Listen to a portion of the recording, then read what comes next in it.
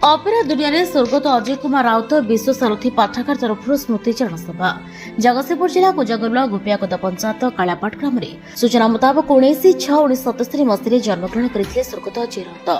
13/2/2025 ତାରିଖ ଦିନ ସ୍ୱର୍ଗତ ଅଜୟ କୁମାର ରାଉତଙ୍କ ସଡ଼କ ଦୁର୍ଘଟଣାରେ ଦେହାନ୍ତ ହୋଇଥିଲା। ସେ କୁଜଙ୍ଗ କଲେଜର ଅଧ୍ୟାପକ ଥିଲେ।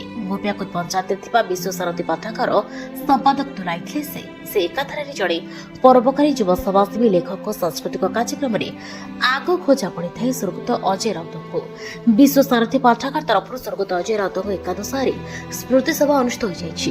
ପ୍ରଥମେ ସ୍ୱର୍ଗତ ରାଉତଙ୍କ ଫଟୋଚିତ୍ରରେ ପୁଷ୍ପମାଲ୍ୟ ଓ ଦୀପ ପ୍ରଜ୍ୱଳନ ସରପଞ୍ଚଙ୍କ ଦ୍ୱାରା କରାଯାଇଥିଲା। ତେବେ ଏହି ସଭାରେ ମୁଖ୍ୟ ଅତିଥି ଗୋପିଆକୋଦ ପଞ୍ଚାୟତର ସରପଞ୍ଚ ଶ୍ରୀଯୁକ୍ତ ଶ୍ରୀନିବାସ ସ୍ୱାଇଁ, ସମ୍ମାନିତ ଅତିଥି କୁଜଙ୍ଗ କଲେଜର ଅଧ୍ୟକ୍ଷ ଶ୍ରୀଯୁକ୍ତ ଶିଶିର ଚନ୍ଦ୍ର ସ୍ୱାଇଁ, ଇଂରାଜୀ ଶିକ୍ଷକ ଚିତ୍ତରଞ୍ଜନ ସାହୁ, ପୂର୍ବତନ ସରପଞ୍ଚ ନନ୍ଦିନୀ ପଣ୍ଡା, ଜନତା ବିଦ୍ୟାପୀଠର ଅବସରପ୍ରାପ୍ତ ପ୍ରଧାନ ଶିକ୍ଷୟିତ୍ରୀ କଳ୍ପନା ସୁତାର, ବିଶ୍ୱ ସାରଥୀ ପାଠାଗାର ସଭାପତି ଶ୍ରୀଯୁକ୍ତ ପୂର୍ଣ୍ଣଚନ୍ଦ୍ର ଦଳାଇ, ଉପଦେଷ୍ଟା ଉପେନ୍ଦ୍ର ରାଉତ, ପାଠାଗାର ସମ୍ପାଦକ ତଥା ସାମ୍ବାଦିକ ଶ୍ରୀଯୁକ୍ତ ସନ୍ତୋଷ କୁମାର ବେହେରା, ପଞ୍ଚାୟତର ବରିଷ୍ଠ ମୁରବୀ ଶ୍ରୀଯୁକ୍ତ ତରଣୀଧର ତରାଇ, ହିରଣ୍ୟ ମାଝୀ ପ୍ରମୁଖ ଯୋଗଦେଇ ସ୍ୱର୍ଗତ ଅଜୟ ରାଉତଙ୍କ ଜୀବନ ବିଷୟରେ ବଖାଣିଥିଲେ। ଏହି ସଭାକୁ ସଭାପତିତ୍ୱ କରିଥିଲେ ପୂର୍ଣ୍ଣଚନ୍ଦ୍ର ଦଳାଇ। ତେବେ ସ୍ମୃତି ସଭା କାର୍ଯ୍ୟକ୍ରମଟିକୁ ସମ୍ପୂର୍ଣ୍ଣ ପରିଚାଳନା କରିଥିଲେ ସାମ୍ବାଦିକ ସନ୍ତୋଷ ବେହେରା ଓ ତାଙ୍କୁ ସାହାଯ୍ୟ କରିଥିଲେ ପାଠାଗାର ବରିଷ୍ଠ କର୍ମକର୍ତ୍ତା ଗୁଲଣୀ ରାଉତ, କୈଳାସ ତରାଇ, ବିଜୟ ମହାପାତ୍ର, ଯୋଗେନ୍ଦ୍ର ତରାଇ, ବେଣୁଧର ମାଝୀ ଉପସ୍ଥିତ ରହି କାର୍ଯ୍ୟକ୍ରମକୁ ଶେଷ କରିଥିଲେ। ସ୍ୱର୍ଗତ ଅଜୟ ରାଉତଙ୍କ ବାସଭବନକୁ ଯାଇ ତାଙ୍କର ପତ୍ନୀ ଓ ଦୁଇ ଝିଅଙ୍କୁ ପାଠାଗାର ତରଫରୁ ଅର୍ଥ ରାଶି ସାହାଯ୍ୟ କରିଥିଲେ। ହଁ, ମୁଁ କୁଜଙ୍ଗ ମହାବିଦ୍ୟାଳୟର ଅଧ୍ୟକ୍ଷ ଭାବେ ଆଜି କହୁଛି ଅଜୟ ରାଉତଙ୍କ ଏକାଦଶ କାର୍ଯ୍ୟକ୍ରମ ଯେ ଆମର କମ୍ପ୍ୟୁଟର ସାଇନ୍ସ ଲେକ୍ଚର ଥିଲେ, IT ବିଭାଗରେ ଥିଲେ, ତାଙ୍କ ସ୍ମୃତିଚାରଣ ସଭାକୁ ଆସିଥିଲେ। ଆଜି ଆମେ ତାଙ୍କ ପରିବାରକୁ ସମବେଦନା ଜଣାଇଲୁ ଆଉ ତାଙ୍କର ଅମର ଆତ୍ମାର ସଦନିମତେ ପ୍ରଭୁ ଜଗନ୍ନାଥରେ ପ୍ରାର୍ଥନା କଲୁ।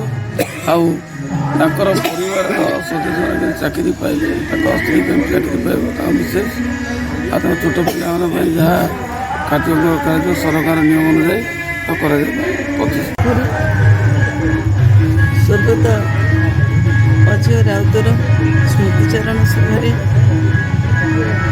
ମୁଁ ଯୋଗ ଦେଇଥିଲି।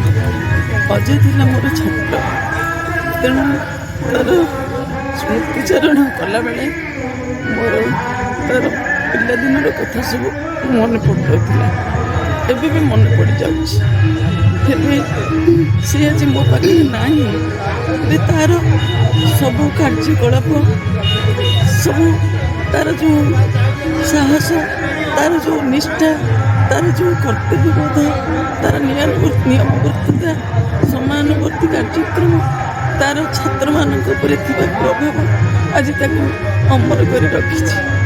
ସେ ପ୍ରକୃତରେ ଅଧା ବାଟରେ ଚାଲିଗଲା ସିନା, ତାର ଯେଉଁ ପିଲାମାନେ କିପରି ଥଇଥାନ ହେବେ ସେଥିପାଇଁ ଗୋପିଆକୋଦର ସରପଞ୍ଚ, ସବ୍ କଲେକ୍ଟର, କଲେଜର ଅଧ୍ୟକ୍ଷ ସମସ୍ତେ ଆଉ ଗାଁର ମୁରବୀମାନେ, ବିଶ୍ୱ ସାରଥୀ ପାଠାଗାରର ସମସ୍ତ ସଭ୍ୟ, ପୂର୍ବତନ ସରପଞ୍ଚ ସମସ୍ତେ ତା ପାଇଁ ଆଜି ଚେଷ୍ଟା କରୁଛନ୍ତି କିଭଳି ଭାବରେ ତାଙ୍କ